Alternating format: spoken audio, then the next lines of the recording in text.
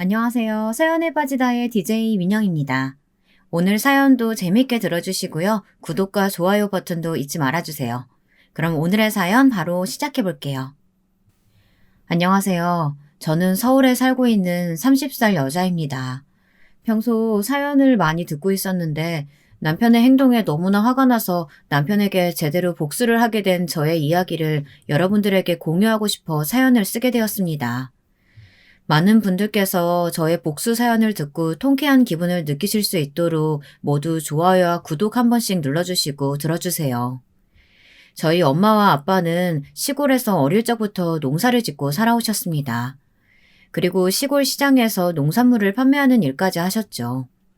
제가 많이 어릴 적에는 농사터를 잡고 하느라 형편이 힘든 적도 있었지만 그래도 제가 초등학교 들어가서부터는 저랑 저희 오빠를 한치의 부족함도 없이 키워주셨습니다. 형편이 어려울 때에도 늘 긍정적으로 주변에 사기 안 치고 나쁜 짓 안 하고 열심히 묵묵하게 일하며 다시 웃는 날이 올 거라고 하셨죠. 그렇게 차차 저희 집은 상황이 계속 좋게 흘러가게 되었습니다. 그런 부모님을 보고 자라면서 저 또한 시골 학교에서 공부의 끈을 놓지 않은 저는 결국 서울대에 입학하게 되었고 서울대로 가면서 자연스럽게 상경하게 되었습니다. 그런데 제가 서울대로 갈 무렵 저희 오빠는 동네 친구들을 잘못 사귄 게 이어져서 어른이 되어서는 아예 건달이 되고 말았죠. 저희 부모님은 남들한테 사기 안 치고 나쁜 짓 안 하고 살아야 한다면서 그럴 거면 집이랑 연을 끊고 나가라고 초강수를 두셨습니다. 그런데 오빠가 건달일을 하는 걸 결국 말리지는 못하셨고요. 그래서 오빠하고는 10년 전에 연을 끊고 살게 되었습니다. 그렇다고 저희 집이 돈이 부족한 게 아니었습니다. 흔히 저희 집이 농사를 짓는다고 하면 대부분 놀라는 반응일 정도였으니까요. 사람들이 농사를 하면 흔히 살기 어려운가 보다 하고 생각하실 수 있는데 어떤 농사를 어떻게 얼마나 짓느냐에 따라서 수익이 천차만별이거든요. 저의 사연을 들으시는 분들은 아마 깜짝 놀라실지도 모르겠습니다. 많은 분들이 보실 수 있게 모두 좋아요와 구독 한 번씩 해주시고 사연 들어주시길 바랄게요. 사연을 다 듣고 나시면 통쾌하다, 시원하다, 듣기 참 잘했다 하는 생각이 드실 겁니다. 제 사연은 지금은 나락가버린 남편과 만난 그 이야기부터 시작해야겠네요. 저는 남편과 직장 동료의 소개로 만나게 되었습니다. 저도 대기업에서 일하고 있던지라 직장 동료가 소개시켜준 사람도 다른 대기업에서 일하는 사람이었죠. 소개로 만난 남편은 명석한 두뇌를 가진 똑부러지는 사람이었습니다. 계산도 철저했고 손해보는 건 못 참는 성격이었어요. 말을 너무 직설적으로 한다는 단점이 있긴 했었죠. 싫은 것을 잘 숨기지 못한달까요? 좋은 것도 대신 잘 못 숨겼고요. 저를 정말 좋아하는 게 제 눈에 보이는 사람이었습니다. 저는 그 모습이 되려 순수해 보였고 그렇게 남편과 연애하고 1년 만에 결혼을 하게 되었습니다. 남편의 집안은 부유하지도 않고 못 살지도 않는 딱 그 평범한 수준이었어요. 다만 시골에서는 한 번도 살아보지 않았죠. 도시에서만 살아서 그런지 그렇게 부유한 집안이 아님에도 조금 까탈스러운 부분이 있었지만 넘어갔습니다. 물론 양가 인사를 드리면서 이미 느끼긴 했었어요. 어머니께서 오냐오냐 키우신 게 눈에 보였거든요. 반면 저희 부모님은 시골에서 나고 자라셨고 계속 함께 농사일을 해오셨기 때문에 따뜻하고 구수한 분들이세요. 돈 많이 밝히지 않으시고 정직하게 사는 걸 중시하시는 소박하지만 멋진 분들이죠. 저는 저희 부모님을 제일 존경한답니다. 그런데 남편은 아무리 표정을 못 숨기고 말을 직설적으로 하는 사람이라도 해서는 안 될 말들을 자주 하는 바로 눈치까지 없는 사람이었습니다. 그런 생각이 들었을 때 그 결혼을 멈췄어야 하는데 그때는 남편에 대한 콩깍지가 있어서인지 그걸 자꾸 못 보게 되더라고요. 저와 남편은 서울에서 일하기 때문에 집도 서울에 어렵게 구했고 넓지는 않지만 그래도 투룸에 새로 인테리어 공사를 한 빌라를 운 좋게 구해 신혼집으로 살게 되었습니다. 결혼을 하자 더욱 얼굴 보기가 힘들어진 친정엄마가 저를 보시겠다고 주말에 올라오신 날이었어요. 주말에는 아침 늦게까지 늦잠을 자는 남편을 뒤로하고 먼 길 올라오신 엄마를 반갑게 맞이해드렸죠. 진작 제가 내려갔어야 했는데 결혼하고 6개월 동안 이것저것 정리하고 가까운 시댁에서 자꾸 가족 행사다 뭐다 하며 괴롭히는 바람에 정작 친정에는 가지 못해 마음에 계속 걸려하고 있었습니다. 내가 내려갔어야 되는데 먼 길 올라오게 해서 미안해요. 엄마, 보고 싶었어요. 잘 지내셨죠? 아픈 것은 없고요?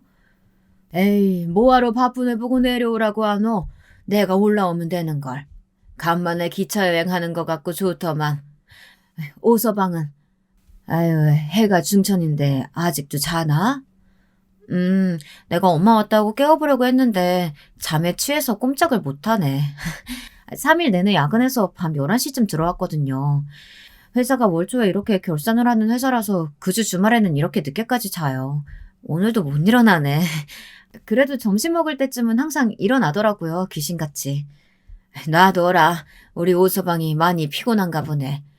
하긴 3일 동안 밤 11시까지 일했으면 말 다 했지 뭐. 그래, 음식 냄새 맡으면 자다가도 벌떡 일어나는 기라. 점심때 깨우면 되겠구만. 신경 쓰지 마. 난 괜찮으니까. 맞아요. 엄마, 어디 아픈 데는 없고? 요즘 농사는 어때요? 아픈 데 없다. 너무 건강해서 문제라니까. 요즘 농사 뭐 맨날 똑같지 뭐. 그냥 하던 대로 한다. 그게 맞는 거고.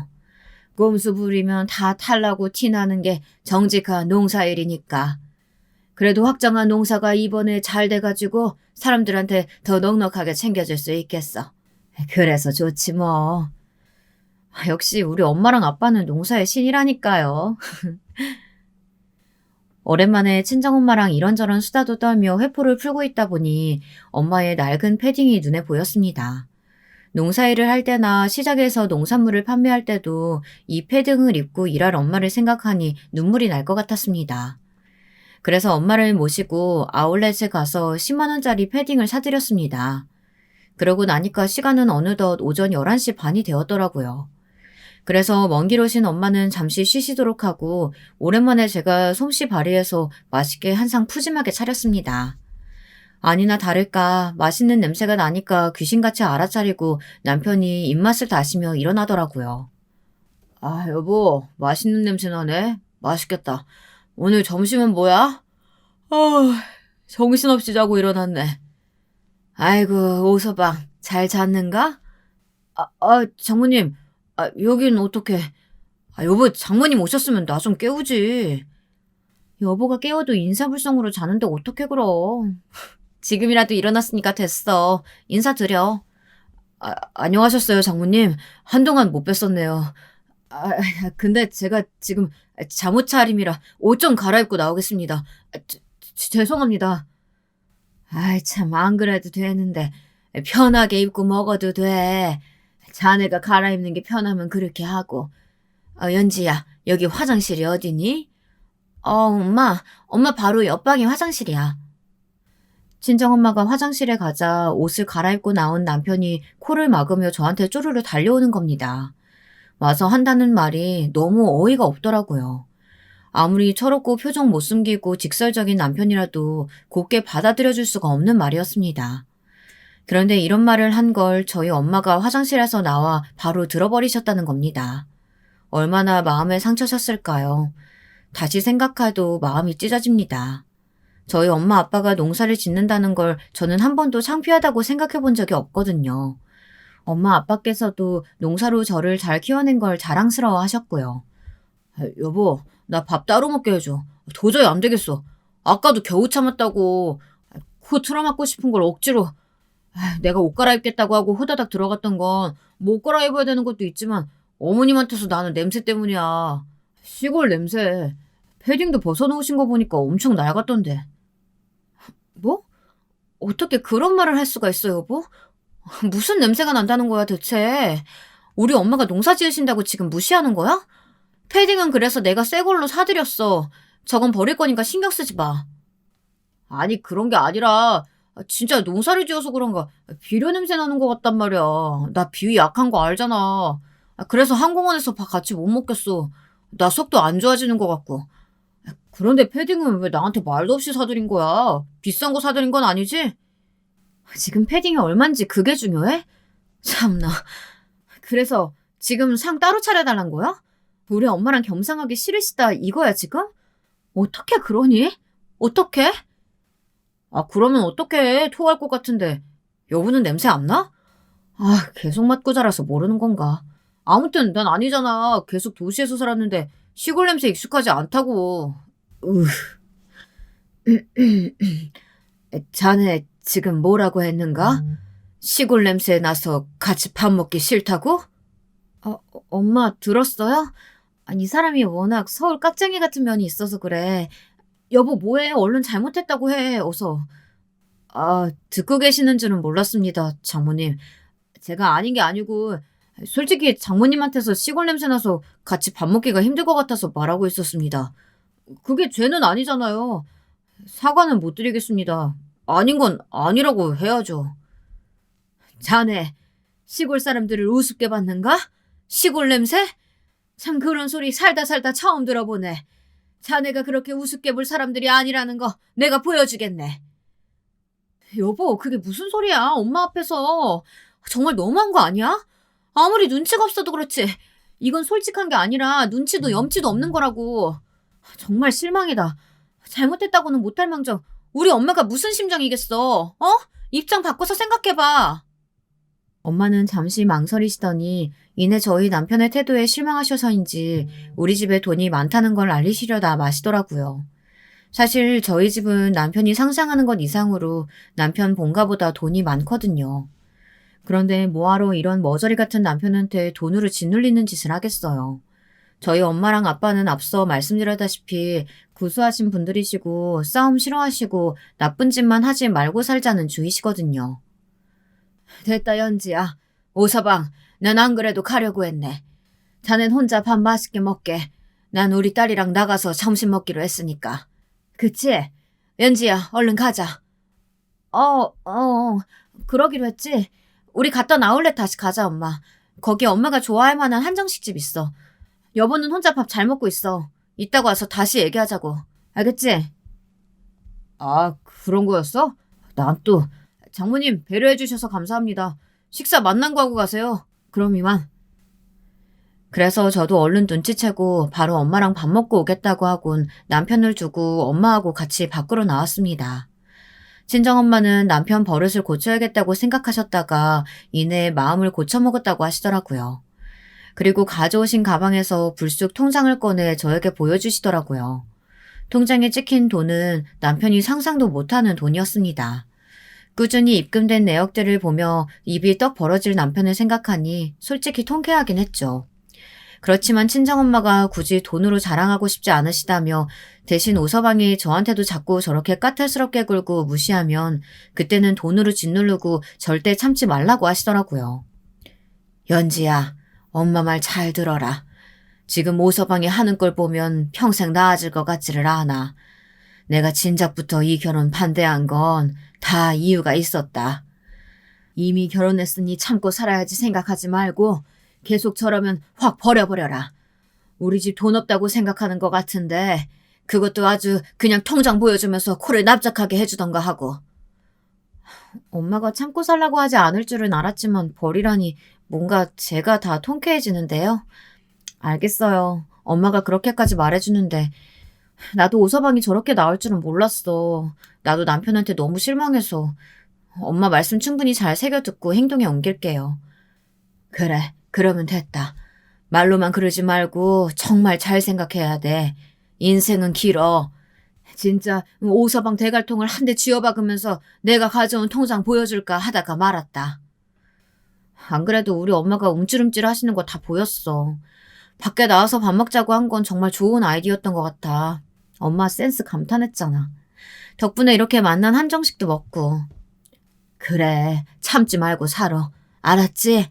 오서방이 한 번만 더 그러면 통장 보여주면서 아주 길을 팍 꺾고 척추도 꺾어버리라고. 어디 감히 우리 딸 연지한테. 저는 웃으면서 알겠다고 하고 엄마를 다시 친정으로 내려가시는 길을 배웅해드리고 신혼집으로 돌아왔습니다. 그랬더니 남편이 제가 엄마한테 사드린 패딩 영수증을 봤는지 다짜고짜 이렇게 말하며 제 뺨을 올리는 게 아니겠어요. 너무 어이가 없고 서러워서 정말 정신이 나갈 뻔했습니다. 너 제정신이냐? 당장 환불해와. 시골에서 일하고 시골 시장에서 장사하시는데 부모님한테 10만 원짜리 패딩이 말이 돼? 너 왜 이렇게 물 쓰듯 돈을 써? 뭐라고? 지금 그게 나한테 다짜고짜 소리치면서 뺨까지 때릴 일이야? 여보, 내가 알던 여보가 맞니? 원래 이런 사람이었어? 이제야 본색이 드러나네. 정말 실망이다. 당신이 계산도 철저했고 손해보는 건 못 참는 성격인 건 알았지만 우리 엄마한테 10만 원 패딩이 아깝다고 환불하라니. 엄마한테서 시골 냄새 나서 겸상을 못하겠다더니 이런 말은 너무하잖아. 나 당신이랑 이런 식이면 같이 못 살아. 짐 싸서 내가 나갈게. 우리 좀 떨어져 있자. 뭘 잘했다고 당신이 집을 나가. 상의도 없이 마음대로 돈을 쓴 건 당신이잖아. 꼭 이렇게 내가 당신을 집에 가둬둬야겠어? 당신은 나한테 못 벗어나. 못 벗어난다고. 뭐? 날 감금한다고? 지금 뺨 때린 것도 모자라서 겨우 우리 엄마한테 10만 원짜리 패딩 하나 사줬다고 이러는 거야? 지금 누가 잘못한 건데? 이러는 게 말이 된다고 생각하니? 당신 이러면 진짜 이혼이야. 얼른 문 열어. 문 열라고! 당신은 거기 들어가서 반성이나 좀 하고 있어. 에이, 장모님 패딩 입고 가서 환불도 못하고 젠장. 급기야 남편이 저를 감금하는 게 아니겠어요. 뺨까지 올린 것도 모자라 제가 떨어져 있자고 하니 이혼하자고 할까봐 감금을 하다니. 너무 서럽고 억울해서 이대로는 안 되겠더라고요.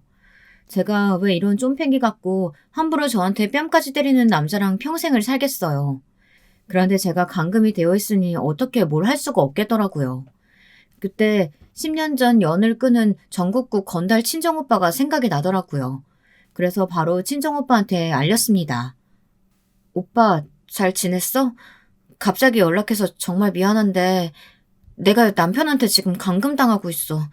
우리 엄마한테 시골 냄새 난다고 하고 내가 우리 엄마 패딩이 낡았길래 10만 원짜리 패딩을 사줬는데 제정신이냐고 환불해오라고 막 윽박 지르고 내 뺨까지 때렸어. 오빠 아직 건달 일 하고 있어?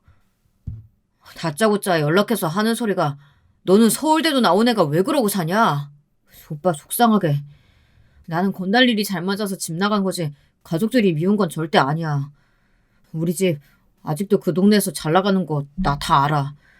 내가 지금 속한 조직이 전국구거든. 위치만 말해. 어딘데? 바로 내가 애들 보내서 조져버릴게.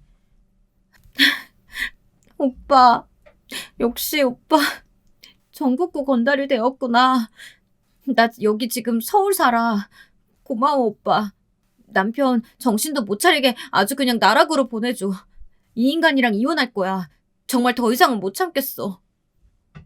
뭐? 서울에 살고 있다고? 그러면 내가 갈게. 나도 서울에 있거든. 기다려. 이 오빠가 간다. 10년 만에 보는 건데 이렇게 보게 되다니. 일단 갈게. 만나서 얘기하자. 고마워 오빠. 기다리고 있을게. 그렇게 한 30분도 안 돼서 오빠가 저희 집 문을 쾅쾅쾅 두들기는 소리가 들렸습니다. 제 이름을 부르면서 말이죠. 여기 김현지 씨 있죠? 다 알고 왔어요. 빨리 문 열어요. 안에 있는 거 다 아니까 지금 안 열면 부수고 들어갈 겁니다. 아니 다들 누구신데 이렇게 남의 집에 와서 행패를 부리는 겁니까? 누구신데 우리 아내를 찾아요. 문 바로 열었으면 이렇게 문 부실 일도 없잖아. 네가 우리 연지 남편이냐? 나는 우리 연지 하나밖에 없는 친오빠다. 친정오빠는 전국구 건달답게 남편을 한 손으로 제압하고 멱살을 잡고 끌고 들어와서 제가 있는 곳에 문을 열게 했습니다. 남편은 찍소리도 못하고 친정오빠가 때리는 뺨을 몇 대 쳐맞고 바닥에 나뒹굴어져 있었죠. 오빠, 보고 싶었어. 10년 만인데 이런 일로 연락해서 너무 미안해. 앞으로는 우리 자주 연락하자. 엄마 아빠도 오빠 연락 많이 기다리고 계셔. 오빠 오늘 바빠? 우리 오랜만에 부모님 뵈러 가자. 뭐야? 그럼 이 건달이 정말 여보의 10년 전 연 끊었다는 그 친오빠야? 그걸 왜 이제 말해? 내가 감금했다고 이렇게 건달 친오빠 부르면 반칙이지. 아우, 아우, 아우. 네 남편 왜 이렇게 말이 많냐? 더 맞고 싶은 건가? 이게 어디서 감히 우리 예쁜 동생 뺨을 때려? 죽고 싶었구나. 그래, 오늘 애들 운전시켜서 부모님한테나 다녀오자. 야, 이 새끼 끌고 가서 매운맛 좀 보여줘라. 네, 형님. 그렇게 하도록 하겠습니다. 못들 하고 있어. 얼른 끌고 나가지 않고. 치워버려. 네. 남편은 정말 파르르 떨면서 가냘픈 몸을 펄럭이며 오빠의 부하들에게 끌려나가더라고요. 어떻게 매운맛을 보게 될지는 뭐 제가 알 바가 아니니까요. 그렇게 남편은 나락으로 가버리게 되었죠. 저는 오빠랑 같이 시골에 계신 엄마 아빠를 보러 함께 내려갔습니다. 내려가는 길에 곰곰이 생각해보니 남편과는 도저히 앞으로 같이 살 수 없을 것 같다는 생각이 들었습니다. 저도 졸업 후 대기업에서 오랫동안 일하면서 제 힘으로 차도 사고 집 살 때 보탤 수 있을 만큼 돈도 모았고 한번 다녀왔다고 해서 앞으로 새로 좋은 사람 못 만날이라는 것도 없더라고요. 신혼 6개월 차에 드디어 콩깍지가 벗겨지고 남편과 시댁이 시골 출신에 대한 편견과 차별이 있다는 것을 깨닫게 되었습니다. 저도 그동안 얼마나 우습게 봤던 것일까요? 안 그러는 척 하면서 은근히 깔보셨던 걸 애써 무시해왔던 제가 너무 바보 같고 한심하게 느껴졌습니다. 저희 엄마에게까지 그러는 걸 보고는 이제 정신이 확 들었던 거죠. 더 이상 참고 살 수는 없었기에 저는 마음을 단단히 굳혔습니다. 오빠와 시골에 내려와 오랜만에 마주하는 시골 풍경에 저절로 마음이 탁 트이고 숨을 제대로 쉬고 있다는 느낌이 들더라고요. 복작복작 모든 것이 빠르게 돌아가는 도시, 북적이는 사람들과 건물들 사이로 쉴 틈도 여유도 없이 밀려드는 일과들. 그런 것들에 갇혀있다가 주말 동안 내려왔던 시골 풍경은 너무나 아름답고 평화로웠습니다. 오랜만에 시골 오니 좋지? 아니, 우리 아들도 같이 왔구만. 이게 얼마만이냐? 10년 만이네. 그동안 밥은 잘 챙겨 먹고 댕긴겨? 아이고, 보고 싶어서 눈 빠지는 줄 알았다 그래. 오빠랑 같이 왔어요. 오서방이 엄마 패딩 좀 사줬다고 날 때리고 감금하는 거 있지. 그런 놈이랑은 진작부터 시작하는 게 아니었는데. 요즘 이혼 흠도 아니잖아요. 저 그 머저리 같은 놈이랑 이혼할 거예요. 어머니, 좋았어요. 너무 늦게 와서 죄송해요. 저는 전국구에서 일하는 사람이 되었어요. 아직 그 일을 하지만 후회는 없어요. 자부심도 있고요. 이제 저 자주 시골에 올게요. 그동안 연락 끊고 지내서 죄송합니다. 그래, 잘 왔다. 기특하다, 내 아들. 우리는 시골에서 네가 언제 돌아오나 그 생각만 했다. 그리고 연지 너 이혼하는 게 맞는 거요. 요즘은 뭐 나는 솔로? 그런 프로그램에서도 돌싱들 많이 나오더만. 또 그리고 그 뭐였더라? 그 확 이혼해뿌라. 잘 왔다 아들아. 나도 네 엄마랑 같은 마음이었다. 앞으로 종종 와라. 전국구로 일하면 바쁘겠네. 연지는 이혼 바로 진행하고. 왜 그 돌싱글즈 있잖아. 그거 애 많은 이혼녀도 애 없는 이혼남이랑 잘만 재결합하고 하던데. 요즘 그런 세상이다. 세상이 많이 바뀌었어. 아니, 우리 엄마랑 아빠 나 이혼하기만을 기다리고 있었던 사람들처럼 그런 TV 프로그램은 어떻게 알고 챙겨보고 계셨대요? 나는 너 결혼 처음부터 반대했었잖아. 그게 다 눈에 보였거든. 서울 깍쟁이들은 이래서 안 돼. 물론 서울 사람들이라고 다 그런 건 아니지만 그런 편견에 잡혀서 사람 차별하고 무시하는 종속들은 안 되는 거지. 그렇고 말고. 억지로 참고 살 필요가 뭐 있다냐. 네가 뭐가 모자라서. 안 그래? 다시 시작하면 될 일이다. 알겠어요. 엄마랑 아빠랑 이렇게 든든한 지원군이 돼주니까 정말 고맙네. 난 결혼한 마당에 이혼하지 말고 그냥 살라고 하면 어쩌나 걱정했는데 내 생각보다 우리 엄마 아빠가 더 열려있는 사람이었어. 역시 난 우리 엄마 아빠 딸이라 행복해. 오랜만에 엄마 아빠한테 와서 이렇게 시골 풍경 보니까 내 마음이 다 편하고 속이 뻥 뚫리는 것 같아요. 진작에 찾아뵀어야 하는데 죄송해요. 결혼하고 너무 정신이 없었잖아. 그런데 아까 엄마가 말한 그 새로 농사 확장한 곳에 젊은 사람 들어와서 같이 한다더니 그 얘기는 뭐예요? 그래, 시골이 좋긴 하지. 마음 따숩고 정도 가고.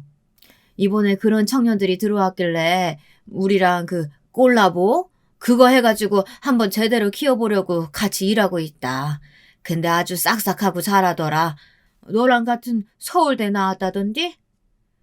나는 그 총각이 우리 딸 연지 짝이면 좋겠다는 생각을 얼마나 했는지 몰라. 한번 만나라도 볼텨? 엄마랑 아빠도 참. 그 총각이 그렇게 마음에 들었어요? 그렇다고 결혼한 유부녀. 아니지. 이제 이혼할 딸내미랑 총각은 좀 그렇지. 마음만 받을게요, 마음만. 하여간 우리 엄마 아빠 딸바보들이야. 동네 사람들이 자꾸 그러면 욕해요. 아유, 참, 진짜 괜찮은 총각이란 말이여. 일도 잘하고 싹싹하고 똑똑하고. 네가 홀랑 오서방이랑 결혼해버리지만 않았으면 이 총각이랑 자연스럽게 만나게 되었을 텐데 너무 안타까워서 그래. 아이고, 알겠네요, 알겠어. 일단은 저 이혼하는 게 먼저잖아요. 주말 동안 여기서 엄마랑 아빠랑 푹 쉬고 오랜만에 사람들한테 인사도 드리고 그리고 올라가서 이혼 서류 접수하고 다시 올게요. 주말마다 이제 올 거예요. 저 할 일도 없는데요, 뭐. 잡생각 안 들게 엄마 아빠 계속 도와드리죠, 뭐. 안 힘들겠냐? 괜찮겠어? 회사 일도 바쁘고 힘들 텐데 주말에는 조금 쉬어야 하지 않겠냐? 우리야 좋다만. 아이, 당신도 참. 우리 언지가 오면 그 총각 볼 일도 많아지고 좋은데 뭘 그런 소리를 해요. 또 입이 방정이지 또. 아빠랑 엄마랑 이렇게 오랜만에 마루에 앉아 드넓은 농가 밭을 보며 이야기를 나누다 보니 정말 힐링이 되는 것 같더라고요. 그리고 생각보다 엄마랑 아빠는 이혼하고 다시 재혼하는 것에 엄청나게 긍정적이셨고요. 저보다 더 성숙하고 요즘 트렌드를 잘 알고 계시는 것 같아 신기했습니다.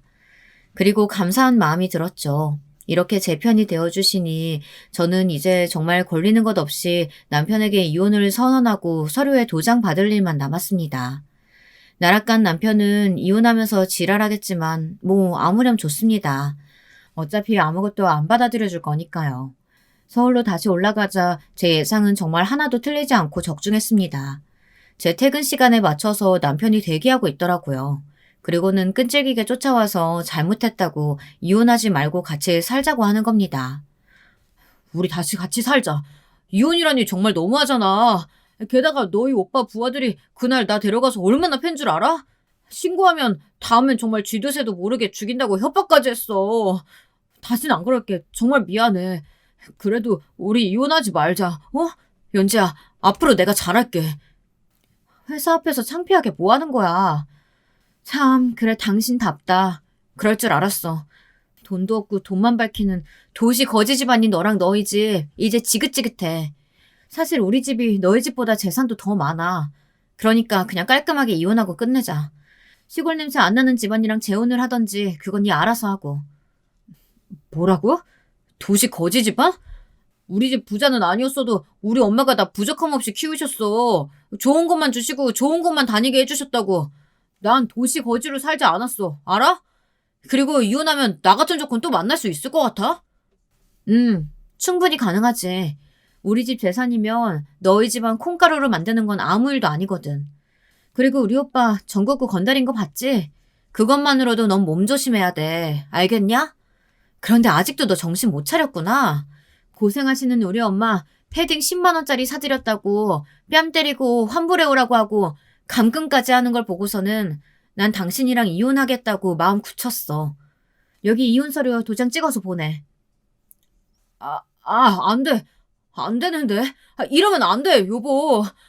내가 여보 뺨 때린 거랑 말 심하게 한 거 전부 다 사과할게. 그러니까 제발 우리 추억을 생각해서라도 우리 이제 결혼하고 6개월 같이 살았는데 너무 아깝잖아. 난 여보랑 계속 살고 싶어. 이혼 못해. 뻔뻔하게 이혼하기 싫다는 말이 나와? 당신이 나한테 그리고 우리 엄마한테 했던 말들 잘 생각해봐. 이게 지금 당신이 싹싹 빈다고 해결된 문제인지. 난 처음부터 당신이랑 결혼하지 말았어야 했어. 내 대답은 변하지 않아. 안녕. 저는 남편과 같이 살던 집을 부동산에 내놓고 당분간 저희 회사 바로 앞 호텔에서 지내기로 했습니다. 남편이 또 찾아올까봐 오전 7시에 출근해서 오후 4시에 퇴근하는 일정을 택했죠. 저희 회사는 자율근무제여서 출근 퇴근 시간이 자유로웠거든요. 그래서 남편이 찾아와도 절대 저를 마주칠 수 없도록요. 그런데 다행히 남편은 그날 저희 친정오빠의 부하들한테 엄청 심하게 두들겨 맞았는지 두려워서인지 다시 찾아오지는 않더라고요. 아무튼 저는 그 길로 짐을 싸서 나와 이사업체를 불렀습니다. 일정을 잡고 호텔로 들어가면서요. 남편에게서 계속 전화가 왔지만 받지 않고 카톡으로만 답장을 했어요. 이혼 서류 보내라고 말이죠.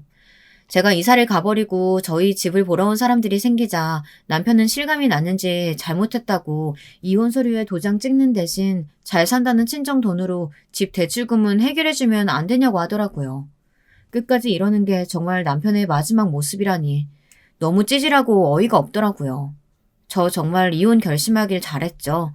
이혼집을 구할 때 남편의 대출 최대치로 받아도 해결이 안 돼서 제가 모아놓은 돈에다 또 저의 대출을 조금 받아서 구했던 건데 이제 와서 자기 대출금을 해결해달라뇨. 어쩌면 이렇게 염치가 없을 수 있을까요? 사람이 맞는 걸까요? 사람은 고쳐 쓰는 거 아니라는데 이혼 결심하길 정말 잘한 것 같습니다. 지옥 같은 일주일이 지나고 어느새 주말이 다가왔습니다. 주말에 시골에 내려가는 기분이 이렇게 설렐 수가 있을까요? 엄마랑 아빠랑 또 힐링하며 좋은 시간을 보낼 생각을 하니 한 주 동안의 피로가 싹 풀리는 느낌이었습니다. 저희 오빠도 일이 바쁘지 않을 때는 종종 내려와서 시골 농사일도 돕고 하기로 했고요. 남편이 감금해서 오빠한테 연락한 게 된 거지만 진작 할 걸 그런 생각도 들고 오빠가 참 든든하고 듬직하더라고요.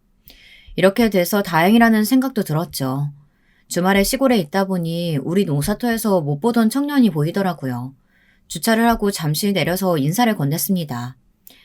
안녕하세요. 못 보던 분인데 새로 일하기 시작하셨나 봐요. 저 이 집 딸이에요. 반갑습니다. 아, 선배님. 서울대 구사학번 김현지 선배님 맞으시죠? 저 서울대 농대 나왔어요. 선배님 1년 후배요. 아, 전혀 몰랐네요. 반가워요. 제가 그때 학과 대표여서 잘 알고 있었나 봐요. 제가 학과 사람들은 다 기억하지 못해서. 아무튼 알아봐주니 괜히 더 반갑네요. 우리 학과 졸업해서 정말 농지로 오는 사람은 드문데. 멋지네요, 후배님. 아, 연지 선배님께서 그렇게 말씀해 주시니까 쑥스럽네요. 저 농대에 있다가 로봇에 관심이 생겨서 카이스트로 편입했었어요. 카이스트에서 로봇 박사과정 하고 본격적으로 농업 분야 창업하려고 여기서 일하는 경험 쌓고 있었던 거예요. 이렇게 우연히 선배님 뵙게 되다니 정말 너무 좋네요. 꿈 같아요. 저 좀 꼬집어 주실래요? 네? 무슨 꿈 같기까지야. 재밌네요. 어떻게 제가 꼬집어 드리겠어요. 우리 부모님하고 함께 일하고 있다니 우연이고 참 반가워요. 주말인데도 열심히 연구하다니 분명 잘 될 거라고 생각해요. 응원할게요. 감사합니다, 선배님. 선배님은 저 기억 못 하실 거라고 생각했지만, 저는 아니에요.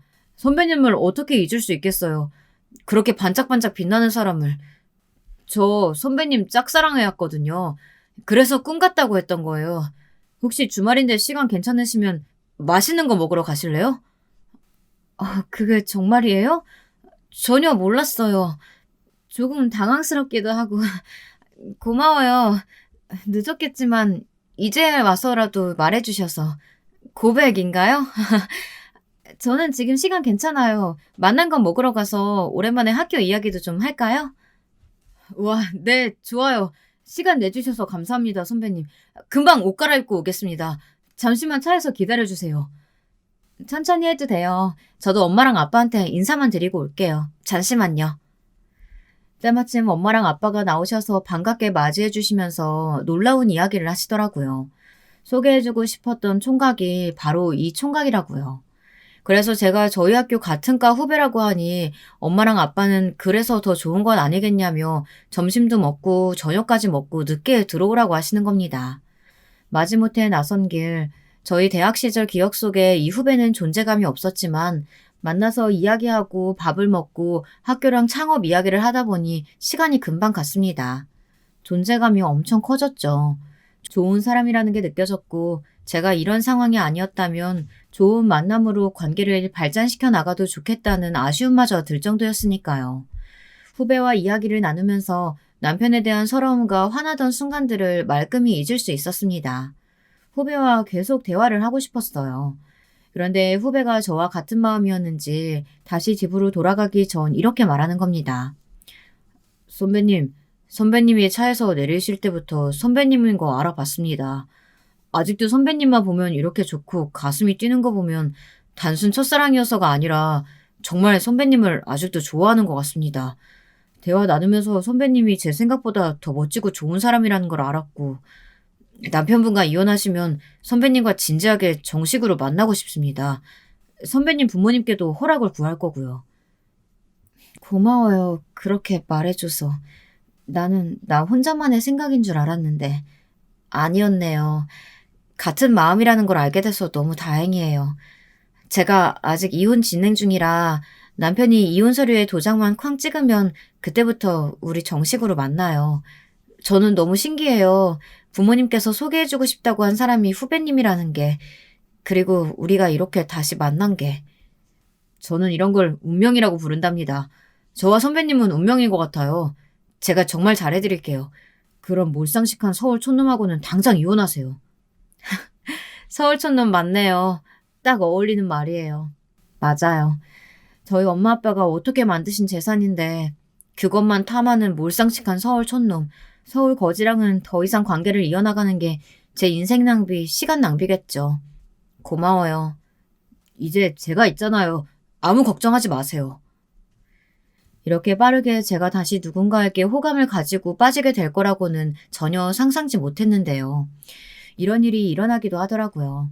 여러분께 이런 일이 생긴다면 어떻게 하셨을 것 같으신가요?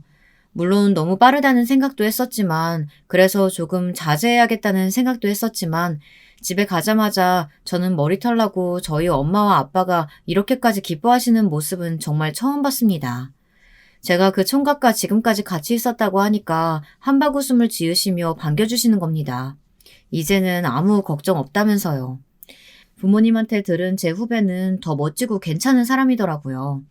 로봇 공학자로 발명한 로봇도 있고 대기업에서 협업 제안도 많이 들어오는데 외국 기업이랑 정부랑 손잡고 본격적으로 농가를 살리기 위한 프로젝트를 진행하는 중이었습니다. 그걸로 창업할 계획이었고요. 실제로 사람들에게도 싹싹하게 잘 대하고 인간적이고 열심히 하는 성실한 청년으로 소문이 나 있더라고요. 하루 얘기해본 저도 이렇게 호감을 가지게 되었는데 어찌 보면 다른 사람들도 좋게 보는 건 너무나 당연한 일일지도 모르겠습니다. 지금은 제 남자친구가 되었고 남편과는 이혼에 성공했습니다. 저의 남자친구 자랑을 너무 했나요? 전 남편과 너무 다른 사람이고 비교도 안 되게 멋진 사람이라서 저도 모르게 팔불출처럼 늘어놓았네요. 친구들도 진작 지금 남자친구 같은 사람을 만났어야 한다면서 제 전 남편은 어디서 분수도 모르고 그렇게 깝죽대냐고 쌤통이라고 하더라고요. 저보다 더 신랄하게 대신 욕해주는 친구들을 보며 시원하기도 하고 한편으로는 제가 참 바보같이 진실을 안 보고 살았다는 생각에 씁쓸해지기도 했습니다. 그래도 지금은 정신 차리고 좋은 사람과 다시 새 인생을 시작했으니 얼마나 다행인가요? 여러분이 저였어도 똑같은 선택을 하지 않으셨을까요? 전 남편은 들리는 소문에 의하면 돈 더 주는 곳으로 이직하려고 퇴사했다가 채용 취소를 당했다는데 이미 퇴사한 직장에 다시 들어갈 수도 없고 난처해져서 결국 다시 시부모 댁에 들어가 사는 것 같더라고요. 그렇게 경솔한 사람이니 아마 다른 곳에 재취업하기도 쉽지 않을 것이라는 건 뻔히 알겠더라고요. 제 주변에서는 정말 이혼 잘했다며 칭찬 일색입니다. 저도 이혼은 정말 잘했다고 생각하고요. 친구들에게 이 일을 후일담처럼 들려주니까 너무 통쾌하다고 사이다 같다며 사연을 보내보라고 하는 겁니다.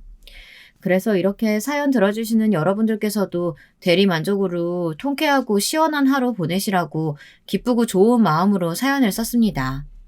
지금은 이혼을 하고 후련한 마음으로 남자친구와 주말마다 만나 데이트를 하고 있습니다. 저도 사실은 대기업에서 사내 벤처 창업을 지원해주는 일을 하고 있는데 꼭 서울에서 살지 않고 가까운 지사로 옮겨서 남자친구와 부모님을 더 자주 볼 수 있는 곳에서 일하려고 회사에 신청해둔 상태입니다. 얼른 이쪽으로 발령이 나면 좋겠네요. 그러면 더 가까이서 행복한 시간을 자주 보낼 수 있을 테니까요. 상상만으로도 미소가 지어집니다. 여러분, 이런 게 바로 행복 아닐까요? 그에 비해 전 남편을 생각하면 한숨부터 나오던 지난 날들이 대비되더라고요. 전 남편은 재혼은 할 수 없을 겁니다. 지금은 백수에 다른 회사에 들어가기도 힘든 상태니까요. 사람이 역시 마음을 착하고 좋게 먹어야 이런 일을 안 당하는 게 아닐까요? 마음을 나쁘게 쓰고 같은 사람을 개무시하고 깔보니까 이런 나쁜 일을 당했다고 생각합니다. 앞으로 어떻게 살겠냐며 노발대발하실 시어머니를 상상하니 통쾌하더라고요. 정말 이런 거야말로 자업자득 아닌가요? 여러분들께서는 어떻게 생각하시나요? 저는 평소에 다른 사람들을 배경으로 보이는 것만으로 평가하지 않고 무시하지도 않고 살다 보니 이런 좋은 일도 온 것이라고 생각합니다. 그게 저희 부모님이 저에게 평생 가르쳐주신 삶의 방식이기도 했고요. 저희 집이 어려운 형편이었을 때도 역시 부모님은 성실하고 바르게 사는 법을 가르쳐주고 옆에서 느낄 수 있도록 해주셨습니다. 그런 부모님을 보고 자라면서 저는 바르게 살게 되었고 올바른 가치관을 가지게 되었죠. 그렇게 살다 보니 어느새 이혼은 했지만 곧바로 더 좋은 짝을 만나 이렇게 행복한 새 삶을 시작하게 된 것 아닐까요? 여러분들께서도 그렇게 생각하시나요? 지금까지 사연을 들어주신 모든 구독자 여러분들께 저의 좋은 행운이 복들이 깃들기를 바라며 저에게 공감해주시고 대신 통쾌하다, 시원하다, 하하하 하면서 저의 전남편에게 쌩통이다 느끼셨다면 그걸로 만족합니다. 저의 긴 사연 들어주셔서 너무 감사드리고요. 집안에 행복과 행운이 가득하시길 바라겠습니다. 댓글로 사연 들으시면서 어떠셨는지 남겨주시면 저도 열심히 읽고 답장하도록 하겠습니다. 저는 이 사연 채널 열심히 챙겨보고 있으니까요. 남자친구와의 새 출발 응원해주시면 더 제가 힘이 날 것 같아요. 감사합니다. 여러분, 두 번째 사연 시작하기 전에 좋아요, 구독 꼭 눌러주실 거죠? 그럼 두 번째 사연 바로 시작합니다. 안녕하세요. 저는 서울 강남에 거주하고 있는 50대 주부입니다. 친구들하고 얘기하다가 요즘은 이런 사연이 유행이라고 해서 저도 제보하게 되었습니다. 제 인생이 순탄하지는 않았기 때문에 용기를 내게 되었는데 여러분들도 재밌게 들어주셨으면 좋겠어요. 인생을 살아오면서 물론 아직 죽을 때가 된 것은 아니지만 참 고단하다고 느낀 적이 많은데 사연 제보하며 쭉 돌아보니까 웃음이 나오기도 하네요. 저는 사실 갑자기 잘 살다가 고난이 왔던 게 아니고 어린 시절부터 고단했습니다. 저는 아빠에 대한 기억이 잘 나지 않는데 그 기억조차 좋지 않아요. 왜냐하면 아빠는 술을 굉장히 좋아해서 매일 마셨는데 술을 심지어 잘 마시지 못했습니다. 그래서 술에 취해 항상 소리 지르거나 물건을 던지기도 했어요.